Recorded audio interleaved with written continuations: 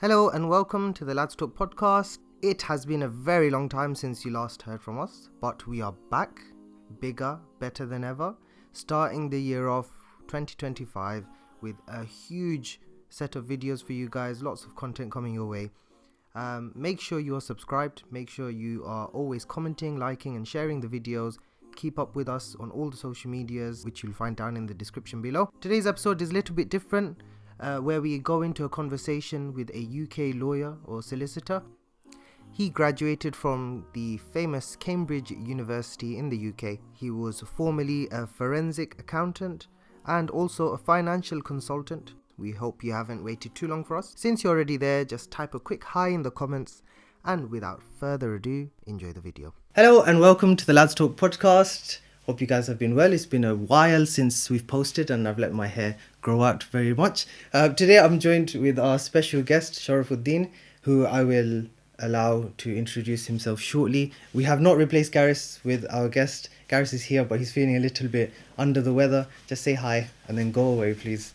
There we go. So that's our introduction done. So today's guest, I think it's better if I allow you to introduce yourself. So you kind of give us a rough or a brief summary of who you are, and then we'll go into all the details. So inshallah, yeah, go for it. Jazakumullah khairan. First of all, assalamu alaikum wa rahmatullahi wa barakatuh. I'm really privileged to be invited to attend your podcast today. Hopefully, I'll have some useful things to say that may benefit your audience today. So, by way of an introduction, my name is Shorof Uddin. I live in Luton. I'm a practicing solicitor, and until recently I was working for a multinational American company focusing in corporate compliance. It's a pretty amazing summary of yourself. MashaAllah. So of course, just from the summary itself, we're very pleased to have you here, and hopefully we want to learn a lot about your experiences, what you've been through, Sure. Where you've been in life, and so on and so forth. So you mentioned about working for an American company. In previous discussions we talked about, you mentioned you worked for Microsoft. Correct. Can you tell us a little bit about what you were doing with Microsoft? So with Microsoft, I was leading corporate internal investigations across Europe, Middle East, Africa and India. So in every company, you'll have a lot of employees. Some people are going to do the right thing, some people are going to do the wrong thing. When things go wrong, they need to be investigated. People need to identify what went wrong and how they mitigate their losses, and that's primarily what I used to do for Microsoft. Okay, it's a massive difference between what I do and what you do. So I just wanted to ask, because obviously many of our viewers, they view this channel as kind of like a hub for learning or what we can do with our lives, in a life experience kind of way, but career way as well. But where did your career, where did it begin for you? What was your first job? And, where did you begin in order to get to where you are currently? So how far back do you want me to go? As far as you want. I mean, from age 11 or from 21? Wherever it began. So I think a good starting point to discuss anyone's career would probably be from the moment they graduated. So I grew up in Birmingham, where I did my high school and college education, and I went to the University of Cambridge to study law. And once I had finished my law degree, I then went on to qualify and practice in financial services. And I very quickly realized that financial services wasn't my cup of tea.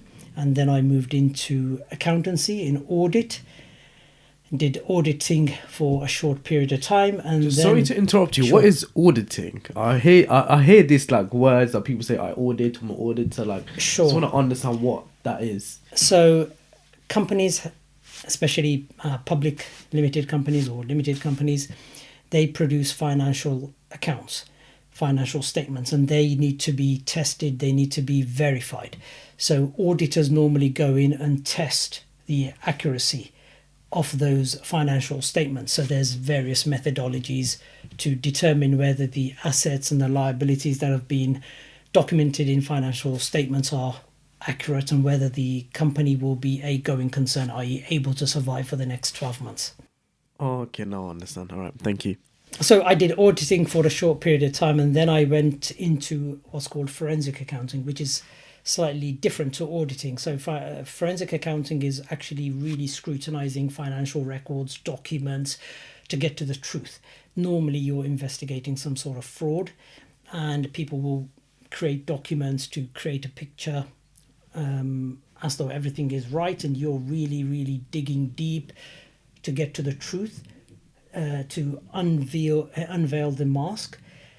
And it was a very exciting job, going through books of accounts, interviewing people, looking through records to get to the heart of the matter and document what the true facts are. I did that for around 7 years, primarily focusing on investigating and prosecuting solicitors on behalf of the Solicitors Regulation Authority. And so practicing for around 10 years as an accountant, I then decided I'll go to my original passion, which was law, and I completed my professional qualifications and went on to qualify as a solicitor. So I've been qualified since 2009 and practicing as a solicitor since then. MashaAllah, and a very good one, I'm sure. You wanted to ask, just to pick up on a point you mentioned about, you're in accountancy, forensic accounting. You did a lot of different types of accountancy, and then you went to your pure passion, which is law. What is it when you were younger? What made you think, oh, accountancy, I want to give that a try, or law, I want to give that a try? Why did you not, per se, I don't know, want to become a warehouse manager, or you want to become, I don't know, an entrepreneur of some sort of business, and so on and so forth?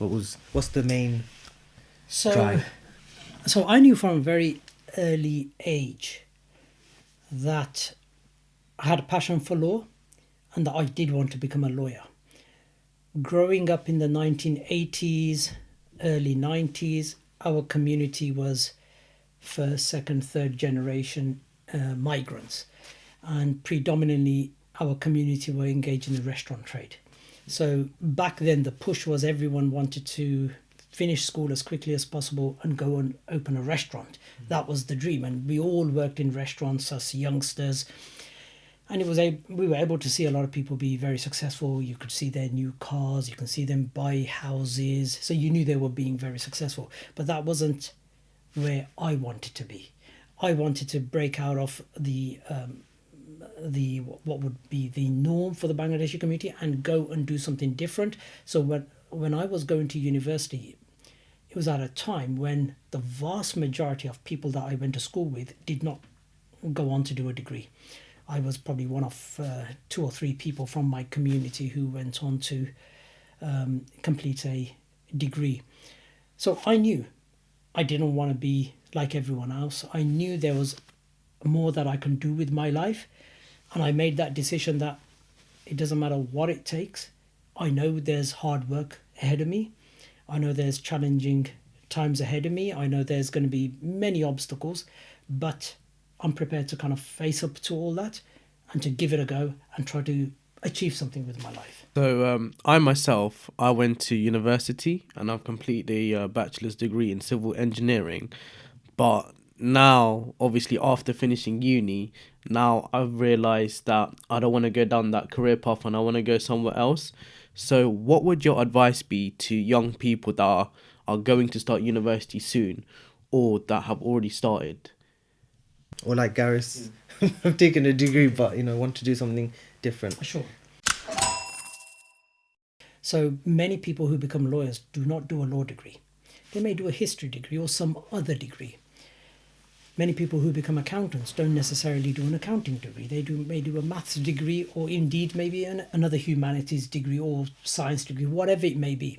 So the fact that you've done a degree, do not feel that you must stick to that path, because ultimately you need to make the decision, what do I have a passion for? What do I enjoy? And what am I going to do for the next 30 years? What you probably had a passion for up to the age of 21, maybe that passion, that flame kind of died. So you got to ask yourself that question constantly: what makes me wake up every morning, and what do I need to do to really enjoy life and to make a success of myself. So you've done civil engineering, that's, at a degree level, but it doesn't prevent you from entering into other professions. You just need to figure out what additional qualifications you need to do, what steps you need to take, what training you need to take on board to re-qualify or qualify in a different profession. Has that answered your question? Yeah, thank you for that. Yeah. So you mentioned like you can switch between your subjects and things like that. From our background, and when I say our background, I mean obviously as Muslims or as Bangladeshi people, you often hear the stereotype of either you're going to be a doctor, engineer, or we send you boarding school, you become alim. These are some of the buzzwords that you hear when it comes to career types. But I'm sure being in the profession that you're in, seeing the things that you've seen, is it important to go into other fields for a Muslim, or perhaps even not for a Muslim, for people who are not Muslim, but the typical stereotypical that this is the perfect job for success? What's your thoughts about that? Like, is there a typical pathway, or? Sure. Assuming your premise is that in our culture there's a preference that anyone who pursues education must either become an accountant, a lawyer, a doctor, or if they go through the religious route, a hafiz, an alim, or mufti, and that to some extent we ignore that there's multiple other trades and professions out there. Mm-hmm. The truth is, we live in a society where there's so many varieties of jobs and professions. And if everyone was to become a doctor or a lawyer, the world simply can't operate, because we need people in everything, in government, in education, in religious institutions, in hospitals, wherever it may be. So to young people, I would say, first of all, determine what is your strength, because not everyone has the skills or the interest to become a scientist or a mathematician or a lawyer. You need to determine what your skills are. Some people may be great at essay writing. Some people will become great at painting. Some people are great with their hands, so they want to probably go and make something with their hand. Some people will pursue a career as an electrician, a plumber. Mm-hmm. We all have different interests. And so we need to move away from that historical belief that, or the push to become a lawyer, doctor, an engineer, and consider other professions. Coming back to what Gareth was saying, that he initially did a degree in civil engineering, but now he doesn't want to pursue that. And that's perfectly normal. A lot of people reach those positions. So I think we need to, as a community, we certainly need to open up our eyes and broaden our horizons to all the other job opportunities out there and pursue them. So nowadays, beyond the doctor, engineer, lawyer, accountant, you go to any company, you go to any part of the UK, and you'll find people in different professions, in different trades. And I think that's a very good thing. And the opportunities to reach those different career paths are more now than they were 20, 30 years ago. Now with the influx of apprentice schemes and other ways of entering into those professions, it's an exciting time for young people. So do you believe there are more opportunities now than there were to enter different career paths? And not just opportunities, assistance, like support, because it feels like in the days of the past, for Asians who are first generation, second generation, you mentioned that they were specifically aiming for building a restaurant and takeaway. Could it be maybe they felt they didn't have the support system to chase other or pursue other pathways? I think the mindset has changed. If we go back 30 years and look at where our community was, our parents, they generally came from illiterate backgrounds. So they were working in factories, restaurants, taxis to make ends meet. So for them to, give advice to their children or to understand all the professions out there, probably the knowledge they had was limited. While today, we're a different generation. So a lot of people in my age group there's a lot more professionals, and they have experienced the world and they know what's out there. So when they are advising children, they can provide more insight and give more encouragement and show people the way to achieve pathways to other careers. So the mindset has changed.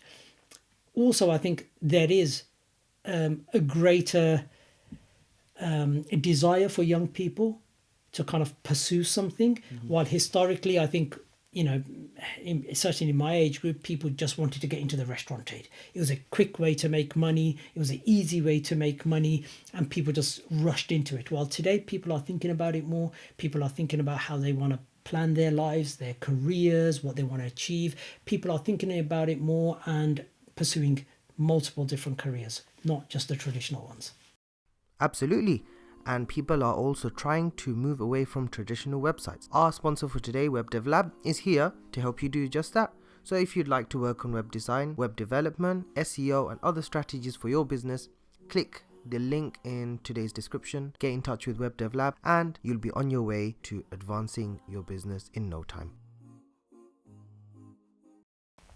So moving away from careers, I think, but it's interesting you were mentioning about people are more, should we say, cautious about where they make their money, or they think about it more conscientious, they take a lot of more thought about it.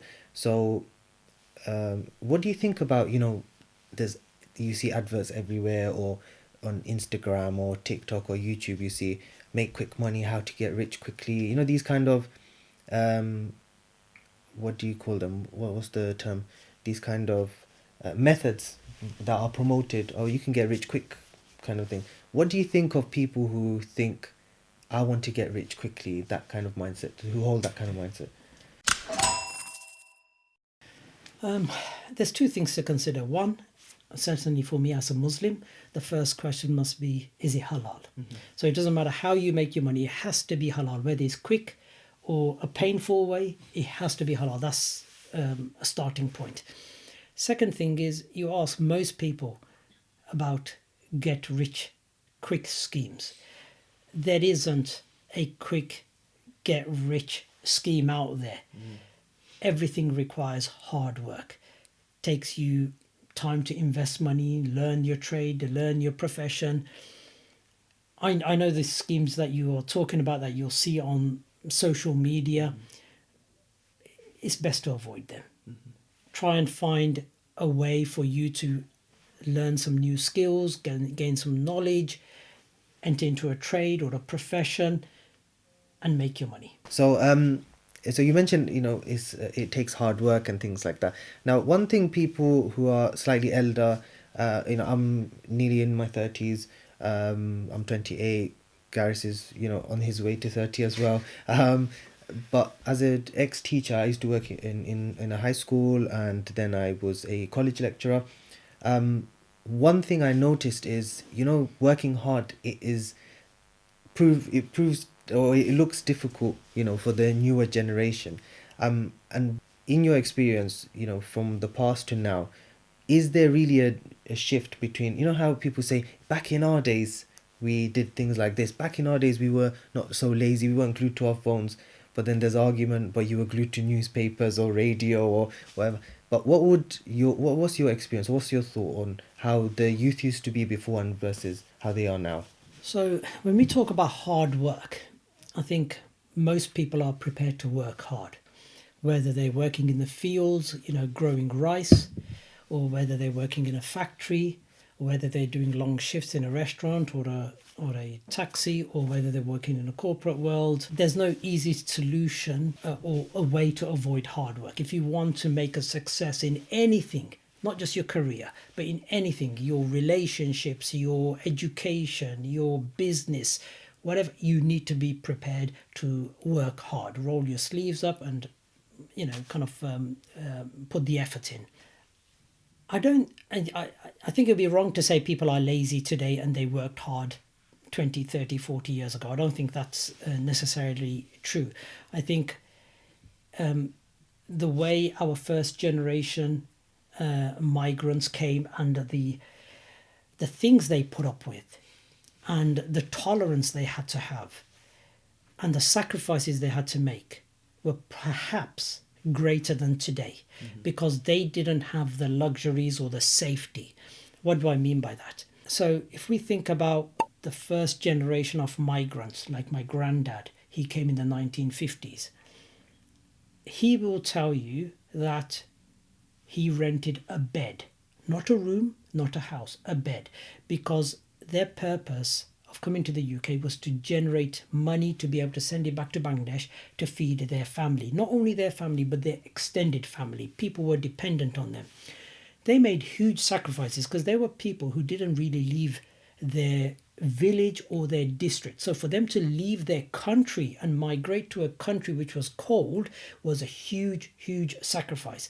To then come here, not be able to find halal food readily, or jobs, or finding jobs that were labor intensive, what they could afford was to rent a bed for 8 hours. That's the level of sacrifice they made to make some sort of income. By the time, my generation, we weren't renting beds, we were living in a room. There may be 5 or 6 siblings in a room, and we thought, wow, that's tough because we're sharing one room with 5 or 6 siblings, and that's a sacrifice we made. But that was far more comfortable than the previous generation, where there may be, I don't know, maybe 15 of them in a room. And if you come to now 2020s, young people will have their own bedroom. Mm-hmm. And they're thinking, oh, this is tough. I haven't got enough space. I haven't got this. I haven't got that. The truth is, when you look at the first generation, that's the level of sacrifice they made. Mm-hmm. That was their hard work. That was the tolerance they needed to have. Then in the 80s, it was a different level of hard work and tolerance. And today, there's a lot more comfort. When we come back to your original question, which is that, it was tougher historically, and we had to work really hard, while today it's a lot more easier. You've got it easy. I'd say to some extent there is a little bit of truth in that. But nowadays, people, to get the jobs that were existed in the 60s, they have to work much harder. For example, if you wanted to be a police officer back in the 60s, you can come straight out of school and become a police officer.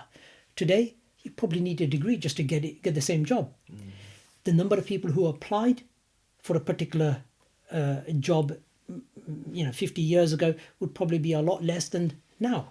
So nowadays, when you advertise a job, because it's all online, you'd end up with hundreds, maybe thousands of applicants for one job. While historically, it would be people within the locality applying for the same job. The competition has certainly got harder. The level of intelligence and what young people are achieving today is just outstanding. So you have to kind of study harder, work harder to get to that level to compete against your cohorts. Coming back to the original question, everyone works hard. There is no quick fix to that. Whether you want to build your career, whether you want to build your relationship, or you want to study, you have to put the hard work in. There's differences with the generation in how they perceive the hard work. So back when I was studying, just a quick example, when we were asked to write an essay, internet didn't exist, so I couldn't switch on the computer and just find an answer on the internet. You'd have to get a specific book. There may be only 4 copies of that book in the library, so you had to then figure out, how do I get to the library and get that book before 30 other people in my class get it? You got the book, you had it for 1 week, so you had to study that book there and then, because you had to hand it back in and you wouldn't have access to that book again. Those were the challenges. Accessing the information, the knowledge. While today, you can access the knowledge 24/7. It's quicker. In fact, you can use AI and get the answer without having to do any research. So things have changed, and it's all dependent on what was available. Certainly, there's a lot more resources today than there was in the first generation. Was the access to those resources, for example, when I was in university as well, online now you've got AI to summarize. For example, if I want a book on, I don't know, Chomsky, one of his works, I just ask AI, can you just summarize this for me? But when I was in university, we didn't have that, and you had to go and look for the book and stay at the library, or you maybe pay for the service to access the journal online. Was it really scarce? Because you were doing law and accountancy, so how hard was it to find the things that you needed?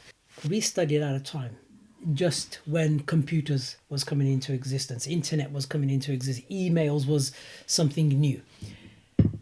Now these are a standard. How we studied was different in that, if for example now if you were to do legal research, there's online platforms, you type in your question, boom, you got your answer. While we had to use documents, you had to find a book, then you had to find the book that talked about the update to that case, and then you had to follow various methodology to get to your answer. I'd say it was hard work studying. Nowadays you can do a course online. Courses online simply didn't exist back then. To find information, it was always books. There wasn't something online. I remember doing some legal research, and what do they call it in the library? Is it called microfiche, where you get these kind of plastic, and on there they'd scan the newspaper and you'd have to put it in a machine, it'd expand it, and you're trying to find the article.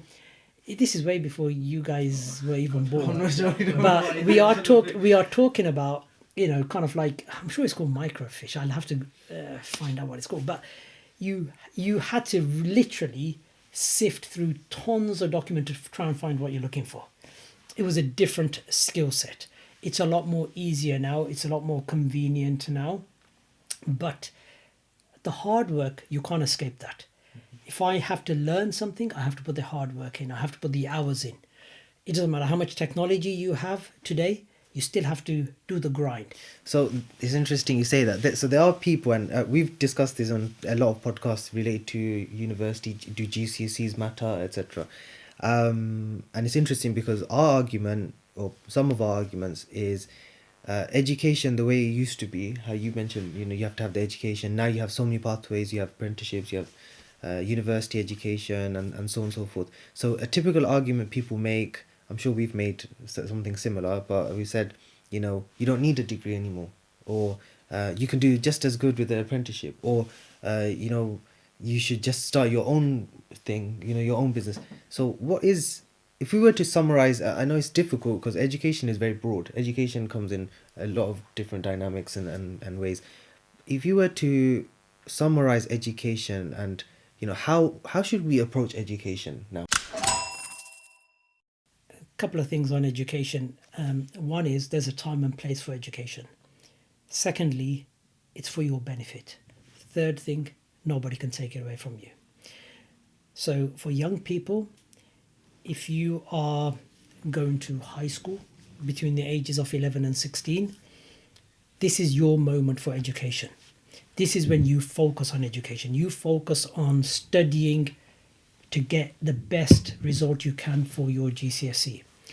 This is not the time to start up a business and sell things on eBay and Facebook, because you're taking away your time, your resources into something that you can do later. For those who make a success of themselves and pass their GCSEs, it opens a new pathway for them to go and do A-levels or some other qualification. If you didn't study hard and you failed your exams or didn't achieve the results that you needed, you fall behind. You fall behind everyone. Mm-hmm. You now have you have to find the time and the effort to redo what you ought to have done. Mm. You will pass, you will make a success, but you've fallen behind everyone else. So there's a time and a place to study, focus on that. Other things, there's a time and place for, you can postpone that to the appropriate time. Second thing is, education is for you. It's for your benefit. Whatever education you acquire, whether it's Islamic education or whether it's your traditional high school education, this is what will define you. This will give you the tools that you need to navigate life. Education will help you make more informed decisions. It will help you make quicker decisions, better decisions. And it's something that belongs to you, the education. Nobody can take it away from you. So it doesn't matter what you study. If you study something, you acquire the knowledge, it's adding value to you. You become more marketable. Employers want you because you have knowledge. Okay, so that's the first thing. Second thing is, I think you were saying, well, people don't need a degree.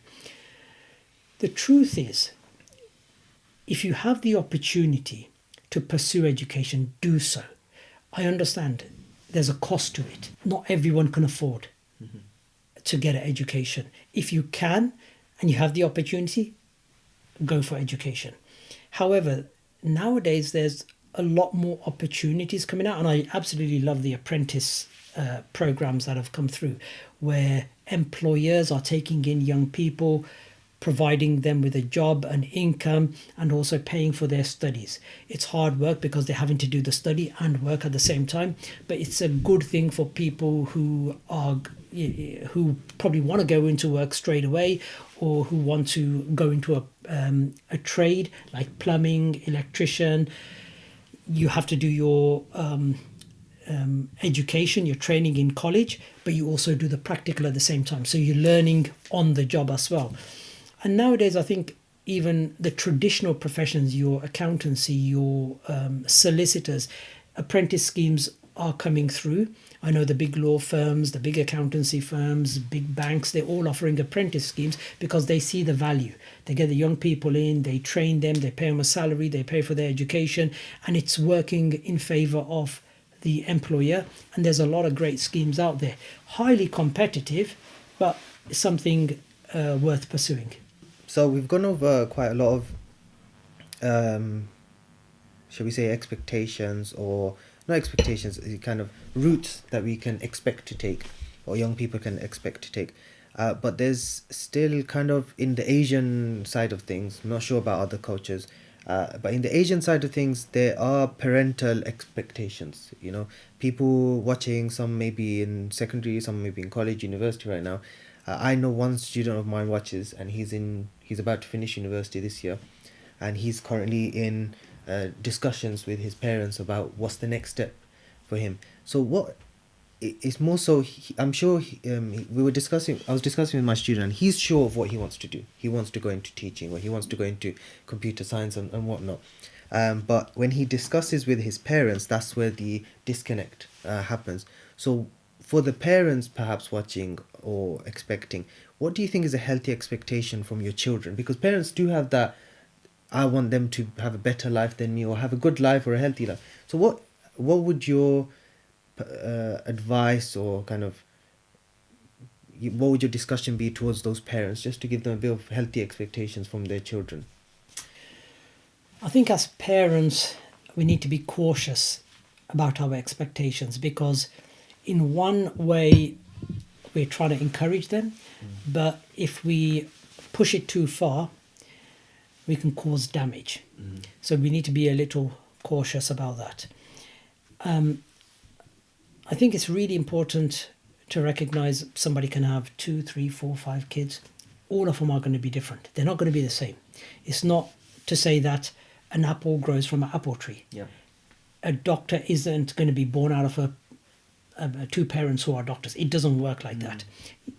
The child may have other interests, may end up being an artist or an electrician or something completely different, and it doesn't meet the parents' expectations. So we need to be a little cautious. I would certainly tell parents that it's important that they talk to their children to understand what it is that their children enjoy. It may not meet their expectations, but it's what makes their children happy. And the second thing is to, with their children, try to understand what their strengths are. I think earlier I was mentioning about the fact that some people are strong in kind of academic subjects, writing essays, while others in the sciences, in the mathematics. Not everyone's going to have the same strengths. And once you've established what your child really likes, what they wake up excited about, and what their strengths are, you allow them to find their way. You can guide them, but allow them to find their career path. It may not meet their expectations, but it's satisfying knowing that your child is happy waking up and doing something that they enjoy. When you enjoy what you do and you utilize the best of your strengths, it's almost a given they will be successful.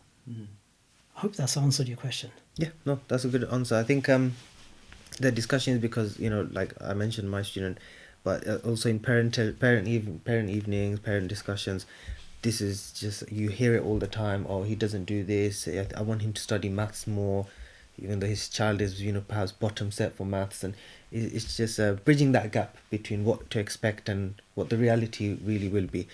So we've gone over a lot about education, career, and we've covered it in great detail: the past, the future, the present. A question that comes to my mind, and we see a lot of it on TikTok, social media, is it just taken over by these big names, shall we say, who say the same things, and they kind of parrot the same kind of, this is how you attain success, how to get rich in 2024. There's these kind of buzzwords and these phrases that we hear. So as a person in your profession or with your experience, what would be your steps to success? The starting point is to recognize that there's so much information out there on how to become successful, whether it be in a book, whether it be in a TEDx talk, whether it be in a podcast. And there's so many people on Instagram, Facebook, YouTube talking about the steps to success. And for me, I think when I'm thinking about what I need to do to achieve any goal, I'll probably boil it down to three things.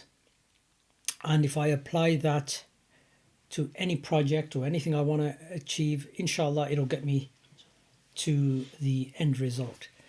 The first thing is to get serious. The second thing is to embrace failure as a learning curve. And the third thing is to focus on the end goal. So we'll just explore all these three things in a moment. And that moment will come right after this. If you haven't heard, we've released our very own merch. You can choose from t-shirts to joggers to hoodies, all in support of the channel and what we do here at Lads Talk. So if you want to keep on supporting the channel, head on to www.ladstalk.co.uk and get yourself some merch. Represent us when you're out and about and be part of the Lads Talk community. But for now, we'll head back to the podcast. First thing is to get serious. What do I mean by that? So suppose you want to get a job. You're unemployed, or suppose you're in a job that you don't enjoy, you want to, move on. Or let's suppose you have a health problem. You need to correct that. A lot of people identify a problem and think that because they've identified it and acknowledged it, that they've kind of dealt with it. That's the diagnosis. That's, a step, but not necessarily how you go to kind of change your position. Getting serious is putting your action into motion, actually doing something about it. For example, if you are applying for if you want to change your a job, or you want to apply for a job, it means you need to draft your CV and start sending it out. Until then, you're not going to even get anywhere close to getting a job. If, let's suppose you have diabetes and the doctor says you need to exercise, sitting and talking about diabetes isn't going to resolve it. It means you have to get out of the house and start walking. If you want to revise for your GCSE exams, it means opening the book. If you open the book, you've started to put action into motion to achieve whatever you are setting out to achieve. So we need to go beyond diagnosis into getting really serious and tackling it head on. There's another thing within getting serious. Some people will apply for one job and sit back and say, okay, I'm going to wait to see what they have to say, whether they accept or reject. Some people will go out once and they'll do a 5-kilometer walk and come back and say, yep, I've done it. I've followed the doctor's orders. Or somebody will study for 1 hour and say, yeah, I've done it. I've made a great achievement. I would rather suggest you need to be dogged about it. You need to be absolutely ruthless and pursue it to achieve your end goal. What that means is that if you're going to apply for a job, it means you put not one, but 10, 20, 30 applications, because you need to understand and recognize the competition out there, or the mountain that you need to climb to achieve that success. Let's just focus on applying for jobs. If you apply for one job and you sit, you may get the job, you may not, but you've wasted time in between. If you apply for a job every single day or several jobs per day, you increase your prospects of success. So again, first step, in my view, and I'm sure there's many people who give you their steps, but for me it's about getting serious, going beyond just talking about it but putting action into motion. The second thing is, a lot of people don't do things because they fear that they're going to fail. Okay, you can go ask everyone who's achieved something, and the question normally is, oh, how did you achieve that? And they congratulate you on that success. But behind every success, there's many failures, and we shouldn't be afraid of failure. If we change our mindset, because failure is a very negative word, it's a scary word, and it can frighten people, and people won't even attempt it because they fear failure. If we change our mindset and re-evaluate what failure is and consider it as a learning curve, the fact that we fail, we learn from it, and we keep motoring on, then it becomes easier to manage, because it's no longer a failure, but it's a learning curve. If you were to tell a child, you're going to learn to ride a bike, you're going to fall off the bike, it's a fact that the child will at some stage fall off that bike, graze their knee and hurt. If you put that fear in them, they won't even attempt to ride a bike.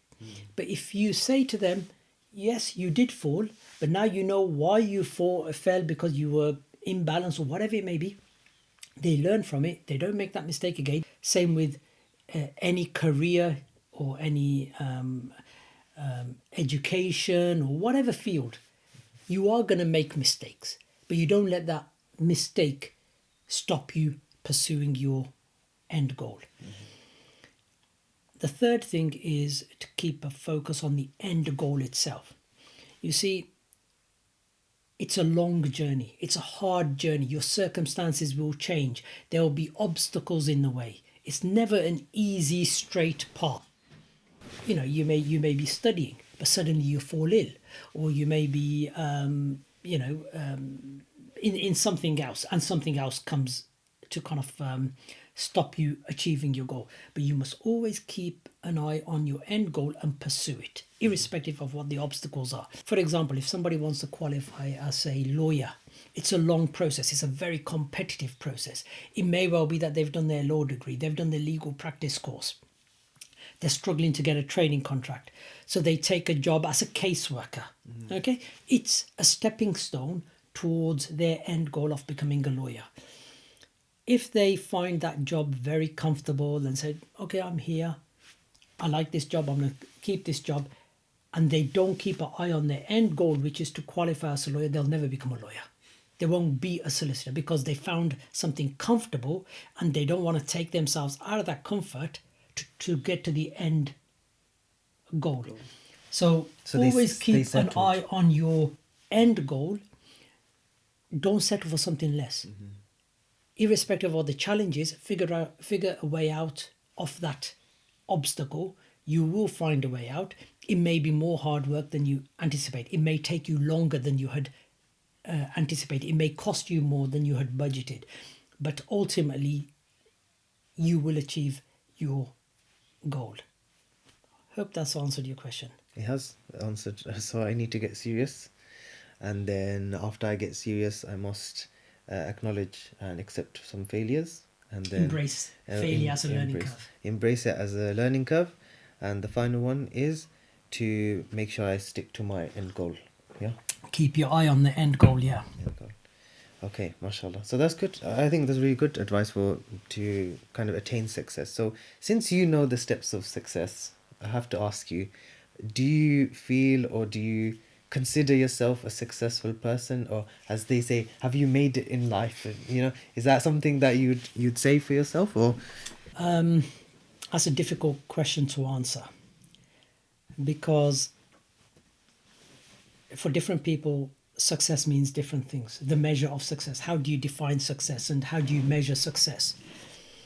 I think as a Muslim, if we truly ask ourselves when and how are we successful, then it will be our ultimate goal, which is to navigate the world and go to heaven.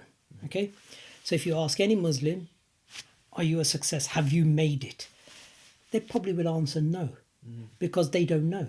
The only time they're going to find out is when they have died, they're buried. Until that point, it's unknown, because that is their measure of success, to get to paradise. If you're looking for success in your life, your clothing and your gifts, there's no better place to look than our sponsor for today, Hira in Luton.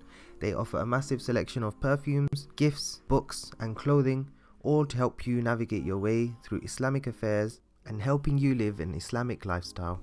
All their details are down in the description below. Make sure to check them out and don't forget to quote Ladstoke when you give them a visit. Let's go back to the podcast. Other people may define their success with accumulation of wealth. Millions, billions, that may be for them, but it's not for everyone. Everyone's objective in life and their measure of success is not money. Other people will be qualifications or job titles or how many properties they own. So it's a very difficult question to answer because we haven't really defined success. And also, I think it's not wise to answer that question, because really, if you feel that you've succeeded in everything, then you put yourself in that position where you're going to start becoming lazy. You're going to accept everything, and indeed, it may even creep into your mind that, or you become arrogant. So for me, the answer is no. It's a straight no. For me, I feel that there's a lot more for me to pursue, to try and achieve, both for me, my family, my community. There's a lot I want to do. There's a lot more I want to explore. And ultimately, like as all Muslims, our success would be in becoming good Muslims, both in character and in practice. And inshallah, if we all end up in heaven, then we are all successful. Yes, I need to evaluate my level of success as well. that's what I've learned. Guys, before I move on, do you have any questions that you wanted to ask? I've got one question which is related to your lawyer career. Have you ever dealt with criminal cases, and what's the most difficult case that you've dealt with? I think a lot of people, when they think of a lawyer, they think criminal lawyer, because we watch it on TV. You know, they're in court and they're defending a murderer or something of that nature. But becoming a solicitor, you are a practitioner of law. And law is beyond criminal law. It can cover a wide array of subjects. I don't practice as a criminal lawyer. I practice as a compliance investigation lawyer. I have dealt with criminal law, but they are what you would call very high cost cases, serious fraud matters, not the things that you would deal with at a magistrate court, assault or grievous bodily harm or even murder. Perhaps I can answer your question a different way, in that what do I enjoy about practicing law? You know, is it straightforward? Is it complex? What's challenging? What makes me wake up every morning and want to continue practicing law? Because I specialize in various aspects of law. So, for example, one of my areas that I've been practicing is I defend lawyers before the Solicitors Disciplinary Tribunal. So that's a professional regulatory matter. And in my current role, I advise companies on how to comply with laws all over the world. It's complex, especially fraud, because it's not always clear cut and it's document heavy. So what I mean is that in a typical case, you can you can end up with, you know, the lever arch files. Well, I don't know what that is. Lever arch files. Do you know what a lever arch file is? No. Okay, you know what a folder is? Yes. You know when you We did do your know what a folder degree is. and you'd put your notes in there, and there'll be a little clip, yeah? Yep. So, yes, yeah. So if you're doing a degree, you might have per subject one file. When it comes to a serious fraud matter, you could end up with a room like this full of folders. It's part of disclosure. So these exercises can be incredibly complex, or when you're dealing in a complex, serious fraud matter, you are trying to gather information, you're looking through emails, you're looking through documents, presentations, recordings, huge amounts of work. What I particularly enjoy about my work is the very complex things, the things that cannot be explained in simple language. And for me to tackle the issue in a simplistic manner, gather the evidence to prove the points I need to prove the offence itself. So, for example, if I was doing a bribery allegation, which essentially is one party paying another party to do something that they're not authorized to do, okay, maybe to win business. That's not a straightforward investigation, and certainly if it's a bribery allegation, you have law enforcement involved as well. So, for example, in the UK, you might have the Serious Fraud Office, also a party to the investigation. If you're in America, you've got the Securities and Exchange Commission, you've got the Department of Justice, they are involved. The cases become incredibly complex because of various ways in which you do investigation. What you see on the TV, if they actually replicated what happens in real life, you'd be watching it for months on end, because it's a very slow process, very complex process, very methodical process. What you see on TV is entertainment. It's, I don't know if you remember a program called Murder, She Wrote. Yeah. Everywhere, I think her name was Angela Lansbury, I think. Wherever she went, somebody got murdered. Okay, within the 40 minutes of that program, she solved the murderer. She solved the murder. She found out who did it, and so on. That is a very simplistic way of resolving a murder, and there'll be no kind of formalities. The evidence was there. You just missed it. That's not how it works in the real world.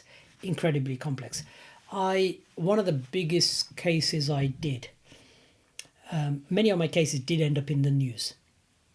One of the cases I did, I think I worked on that investigation for 1 year, almost full time. When we're talking about how much data we needed to look through, it was like terabyte after terabyte after terabyte, that if we had, when it came to disclosure, if we had a lawyer sitting in a room, we'd probably need 80 lawyers working on it for 3-4 months continuously just to go through the material. It's incredibly complex. But I certainly found that investigation pretty exciting because I was at the forefront. I was using a technology that was being built to do something that people use today. And I liked the fact that it was incredibly complex, and you, amongst all that complexity, you're trying to find your answers and to produce it and to prove a case beyond reasonable doubt. That's exciting. It is quite, that means it's quite in depth. Because you work in compliance, you mentioned, you must have, I'm assuming that you have knowledge of different sectors as well, not just obviously law, but you know, you were an accountant as well, so financial sectors, business, and what goes into running them, and you must know kind of, is it the pros and cons or the benefits or the risks? Yeah, things like that. So, is it okay to talk about, you know, finance, crypto, and you know, these kind of things? Sure. Because crypto, especially around the COVID time, crypto suddenly went up, and then UK started regulating cryptocurrencies and things like that. But you know, there are other things people talk about, investing in gold, etc. You know, what's your, obviously not to go too deep into it because none of us here are experts or anything like that, but just for people who are amateurs or who want to get into it, who think perhaps that in the future could be beneficial for me, just some basic advice. I know you might have to put a disclaimer in here, but yeah. So when we're talking about financial, legal, tax, accounting, I just want to make it clear that we're not advising anyone. We're not, we're not aware of their circumstances. We're talking about it generically. So nobody should take what I have to say as a legal, financial, or any other type of advice or rely on it. If they want to make an investment, they need to go see a professional who will assess their personal circumstances and make a recommendation to them. So it's interesting you mentioned crypto and the fact that crypto is something relatively new and something that's almost exploded on the scene, and a lot of people are investing in crypto. Did you want to know my view on crypto? Yeah. Is that what it is? So a lot of people are investing in crypto, but if you were to ask a lot of those people to explain to you how cryptocurrency works or how it comes into existence, I doubt they'll be able to explain it. It's more, there's a lot of social media around it, a lot of buzz around it, and there's examples of people supposedly making huge amounts of money out of it. And therefore, a lot of people are investing into crypto blindly without even understanding it. In my view, that's a dangerous thing to do, because if you don't know what it is or how it works or how it's regulated, you're putting money into something. It's like throwing it into a wishing well, hoping that something comes out of it. Personally, I'm not a big fan of crypto. I don't even know if it's halal. I mean, that's something, as Muslims, if you're going to invest in crypto, you need to go see a scholar and get a proper judgment on whether it's halal or not, because crypto is different to a lot of the other traditional investments available out there. Myself, I don't invest in crypto. I don't promote it. I'm not really a big fan of it. It's incredibly volatile. It's in fact banned in certain countries. It has limited availability in certain countries. It's something where there's more buzz around it than what it's actually, or it's got more buzz around it than it's probably due. And everyone I've spoken to who's invested in crypto certainly do not know what crypto is. They blindly have invested in it. Some people tell me they made money. Some people, vast majority, tell me they lost money.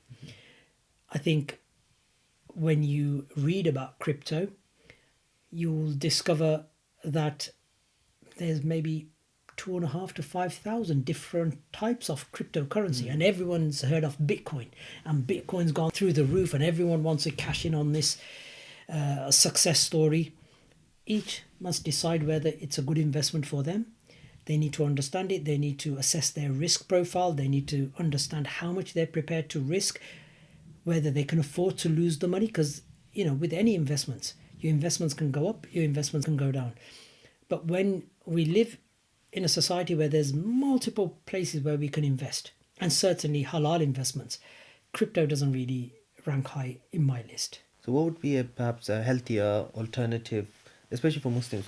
What would be a healthier alternative that you personally would look into, or So investments, you can invest in anything. I guess the first two questions one must ask is, what is their risk appetite? Yes. There's certain investments which are high risk and certain low risk. The second thing is how much you want to invest, depending on your circumstances. So if you do not have surplus income and you have to borrow money to invest, that may not be a wise thing to do. Because it goes back to the original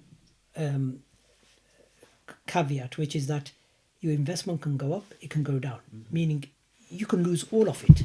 Okay, so traditionally in our community, people invested in property. They buy properties, they rent it out, so they've got an income and they've got capital growth. They may open businesses, whether it's shops, whether it's restaurants, or whatever other form of business. There's other things that perhaps, the younger generation are thinking about, like stocks and shares, investing in gold, oil, other commodities, and everyone must assess for themselves whether it's halal, because every share out there is not going to be halal. Every stock, every company to invest in is not going to be halal. There's one thing I would suggest people get further advice on and look into. That is what I call tax wrappers. You see, when we earn money as in a salary, whatever we earn, we pay tax on it. If we have a company, we pay tax on the profits of the company. If we take money out of that company, we pay tax on our dividends. The government have, for many, many years, have created various ways that we can invest for the long term, and it'll be a tax efficient way to save. One is pension, the other is individual savings account. Do you know much about pensions and individual savings account? Just little, not as much as you, but a little bit, yeah. So anyone who's working, when we come to retire, historically, even if you were, kind of retiring with no savings, you'd get a state pension. Okay. At the moment, I think you have to be 67 or something to get your state pension. The reality is, by the time you and I retire, state pension may not exist. There may not be enough money in there to even give us a basic state pension. So even though many people may just be at the beginning of their career and they're not thinking about the end of their career, I think it's worth looking at pension for the long term, saving a bit of money. Yeah. More importantly, because you save tax. You save on tax. So any money you put into your pension, you'll get tax relief on it. So if you're a higher rate taxpayer, 40%, then if you put, let's say, £100, whereas normally you would pay 40% tax on it, you wouldn't pay tax on it. That's a simplistic example. And then you can invest that in other things like stocks and shares, unit trusts, investment trusts, or whatever you want to do, and you can grow your money. Again, what you put it in, you must do your own research. But you're going to start off by being a winner because you've saved on tax up to 40%. The other one is individual savings account, which the government created maybe 20, 30 years ago, where you can put 20,000 per year into that account, and you can again buy stocks and shares and other things and try and grow your money. The good thing about both of them is that if you make money on income or capital, there is no tax on it. It's all tax-free. Whilst if you went out and you bought an asset, a house, when you come to sell it, you got to not only pay capital gains tax, but also on the rental income, you're paying income tax. So it's something for people to think about, because I don't think a lot of people think about tax efficient ways of kind of generating an income and capital. Pension and an ISA are something worth considering. Coming on to, we discussed crypto, stocks and shares. Again, I must come back to the question of halal and haram. Or certainly myself as a Muslim, I can't invest in every company out there. For example, as a Muslim, we wouldn't be investing in banks that primarily operate on loans generating income from interest. We wouldn't be investing in companies that produce or sell alcohol, or gambling companies and other things. There may be other companies that we won't invest in for ethical reasons, like oil and gas perhaps. But if somebody is going to invest in stocks and shares, I'd say really you need to not invest blindly, but really understand why you are investing in that company, really understand its fundamentals, read analyst reports on it, the annual report that's produced for that company, to determine whether it fits your risk profile. Because some companies, they'll be high risk. You can make a lot of money out of them because the share price is going to go through the roof. But it may be high risk in that maybe they haven't got enough capital, that they will probably go bankrupt. Other companies, they may have a slower growth. and it's a safer bet. But your return may not be as desirable or as much as a high risk. So it's something that we can't go into too much detail in this podcast, because it's a topic of its own, and it needs a lot of explaining. But we can probably cover that in a different podcast. But coming back to your original question, is there other things to invest in? Of course, you can invest in anything. Again, think about your risk appetite.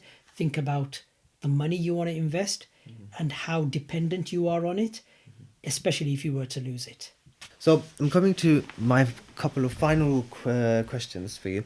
So we're just talking about investing, stocks, crypto. For some people, in the time that we're living in this the situation that we're living in the UK specifically, we have lots of people or many people are worrying about how to make ends meet in the first place. So stocks and investments, in Bengali we say duror hotala, is a very distant thought.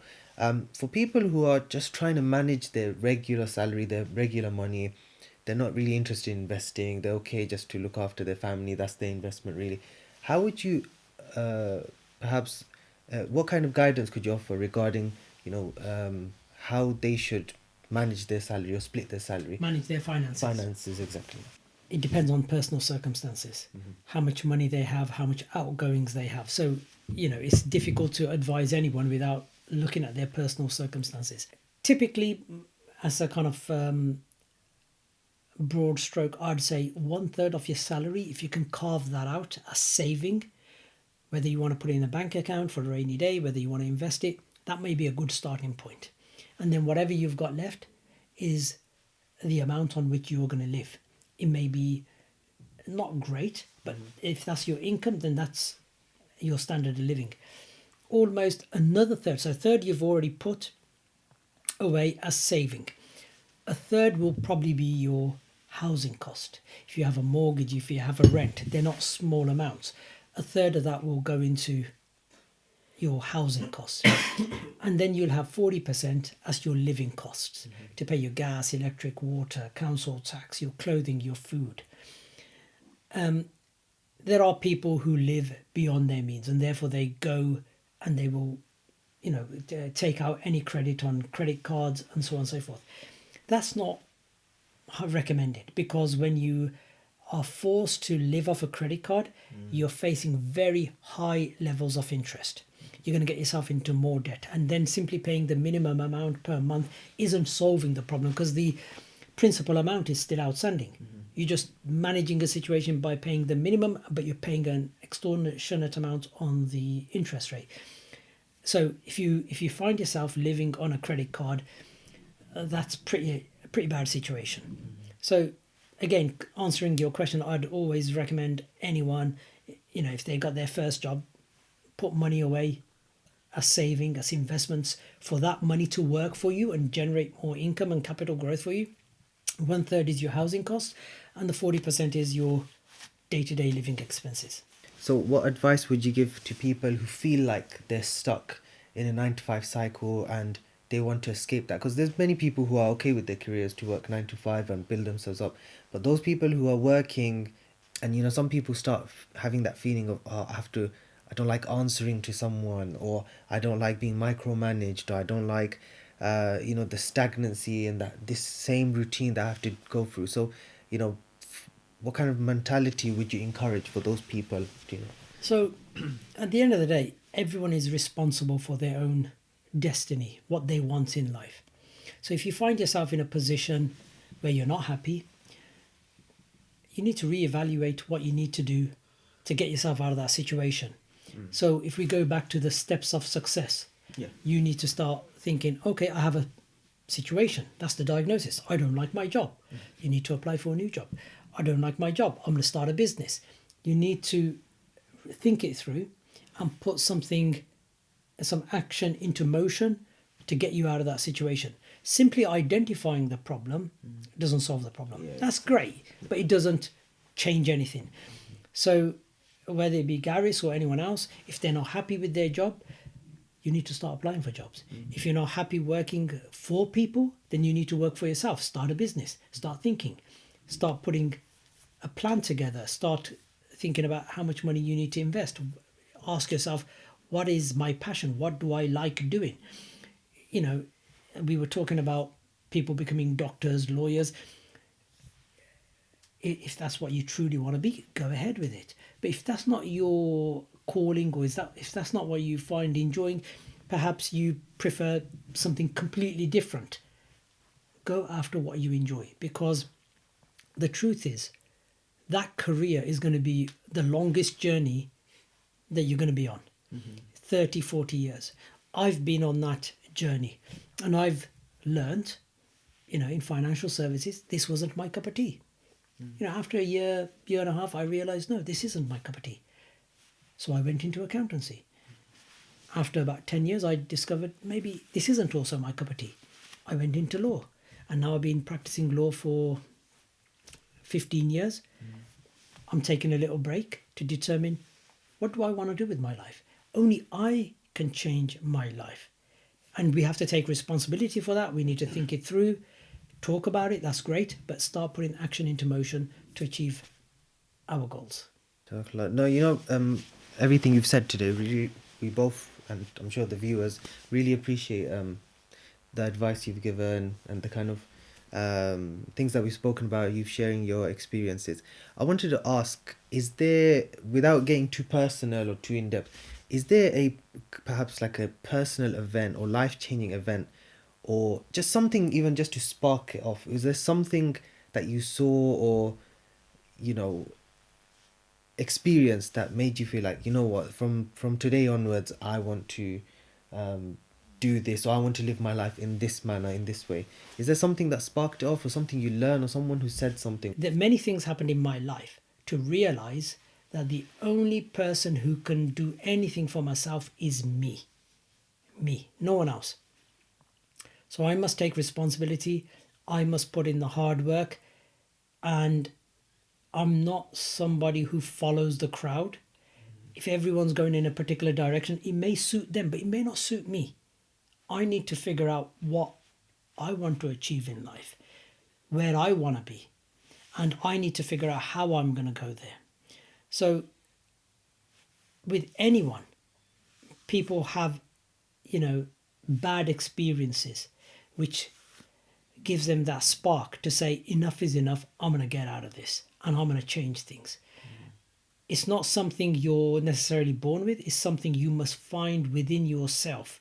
You can attend all the motivational talks in the world, but it's within you. You've got to find that spark to say, today I'm going to draw the line in the sand, and I'm going to go ahead, and that's my goal, and I'm going to go achieve it.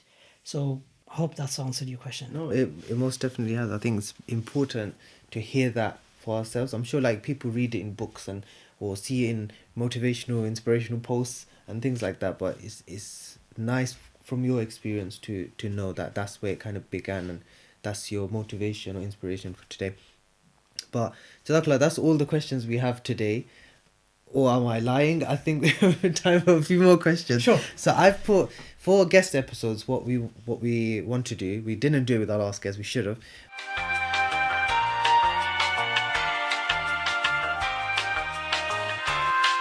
Okay, I'm just going to read the questions to you. Okay, so would you like to start with the career questions or the popular culture questions? Popular culture. Okay, so this one is an audience favorite. Question 1. What does skibidi mean? What does skibidi mean? Skibidi? Skibidi. I've never heard of the word. You've not? I've never ever heard of it. I've heard of Scooby-Doo. Scooby-Doo, yeah. That's a cartoon, but Skibidi. No, I think this is way before my...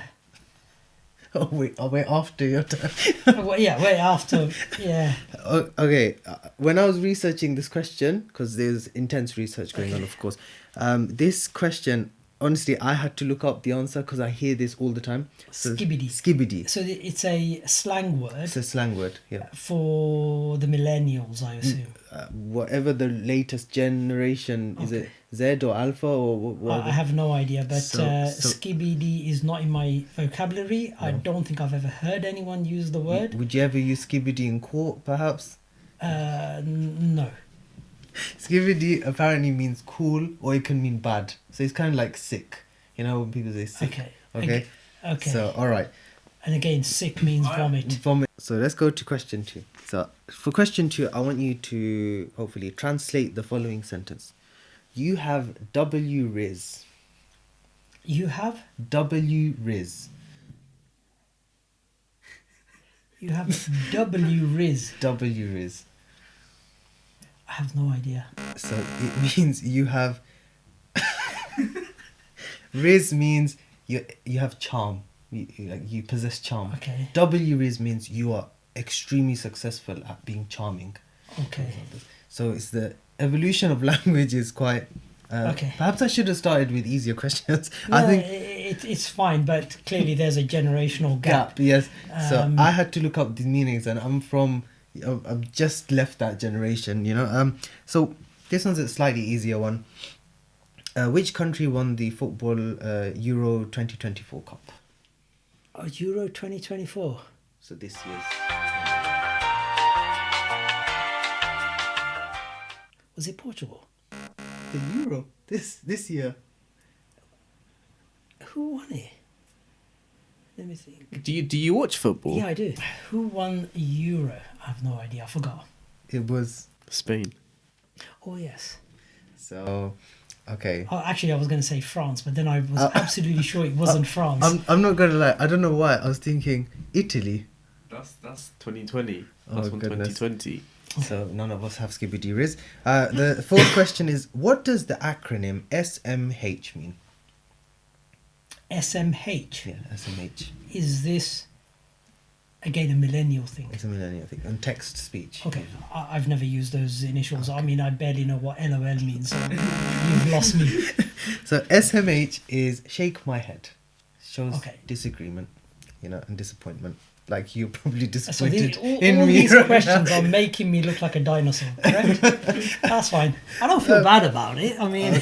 Okay, this one, I don't know if it classifies as a popular culture, but what is the capital city of Denmark? People struggle with this, I've heard. So Copenhagen. correct.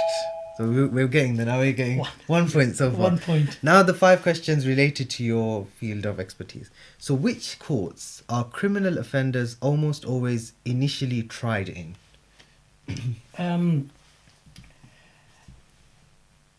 Magistrates court. Correct. What is the age of criminal responsibility in England and Wales? Is it 11, 10, 18 or 16? It depends What does it depend on? I'm curious. on the offence. Oh, okay.